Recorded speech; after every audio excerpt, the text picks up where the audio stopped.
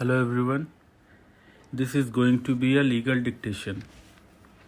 Get ready, start. We have already extracted the rule governing the service conditions of the respondents. Stop. The respondent was ordered to be on probation for a period of 1 year and as per clause 3.2 of service rules, his performance during the period of probation was to be reviewed by the company and that the company could extend the period of probation or terminate the service of the respondent at the time of probation period. Stop. On the other hand, clause 3.3 of service rules stated there has to be an order communicating the order of confirmation to the officers concerned after the end of the period of probation. Stop. In the present case, no such order of confirmation was passed by the appellant number 2, confirming the service of the respondent. Stop.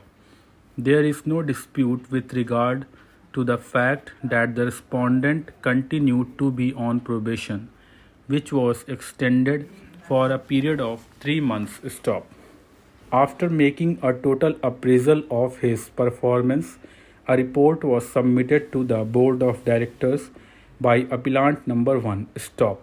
The record also discloses that the Board of Directors held a meeting and in that meeting they not only considered the performance assessment report prepared by the appellant number 1 but also perused the entire service record of the respondent and thereafter took a decision of terminating his service due to unsatisfactory work. Stop. The aforesaid decision of the Board of Directors of appellant number 1 was communicated to the respondent under the impugned order dated 29/11/2009. Stop. The respondent was not confirmed on the post of Executive Director and he continued to be on probation during which his period service could be terminated for unsatisfactory work, and for doing so it was not necessary for the appellants to institute departmental proceedings or to give an opportunity of hearing to the respondents. Stop. But the fact remains that a number of communications were issued to the respondent by the appellant number 1 bringing to his notice dismissal performance and unsatisfactory work with an advice to improve his performance. Stop para. Our attention was also drawn to a letter written by the respondent to the appellant number 1 who was the managing director of the company. Stop. If a subordinate officer like the respondent is in the habit of using an intemperate language against his superior like the appellant number 1, the decision taken by the appellant company cannot be said to be in any manner vitiated. Stop. In our considered opinion, the ratio of the above referred decisions are squarely applicable to the facts of the present case. Stop.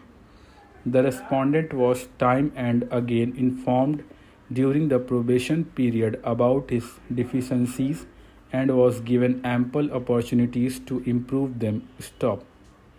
Therefore, enough precautions were taken by the appellant to see that the respondent improved his performance and such an opportunity was provided to him. Stop.